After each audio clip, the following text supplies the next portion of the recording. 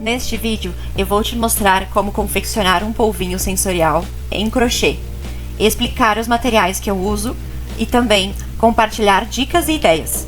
Vou te contar um pouco de como esse tipo de peça está sendo muito valorizado e tem uma história importantíssima para recém-nascidos. Olá, seja bem-vindo! Eu sou a Natália, dona e fundadora do N'art Crochê, e é possível me encontrar em outras redes sociais e também em lojas online como Shopee e Mercado Livre. Essa receita estará disponível no link abaixo na Hotmart. Nem tudo começa grande. O meu crochê, por exemplo, começou pequeno, e com o tempo eu fui estudando, buscando referências, me aperfeiçoando. Porque eu acredito que criar também é respeitar quem vai receber. E o cuidado não está só na peça, mas em tudo que envolve ela. E é isso que eu quero compartilhar com vocês aqui.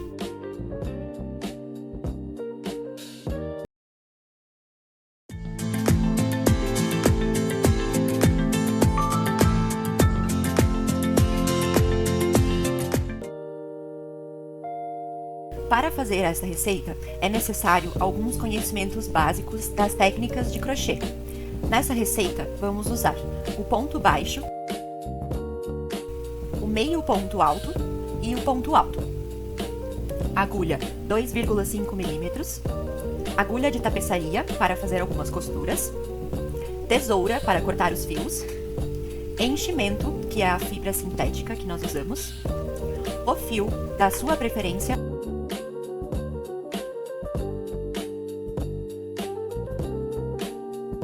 e vamos dar início à parte 1 do nosso polvinho. Vamos começar pela cabeça. Iniciando fazendo um anel mágico, vamos colocar 6 pontos baixos dentro.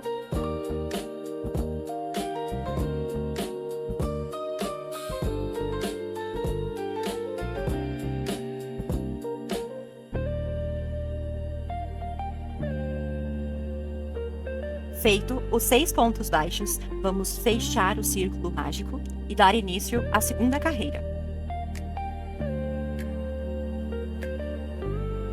Nesta segunda carreira, para cada ponto baixo, iremos fazer um aumento.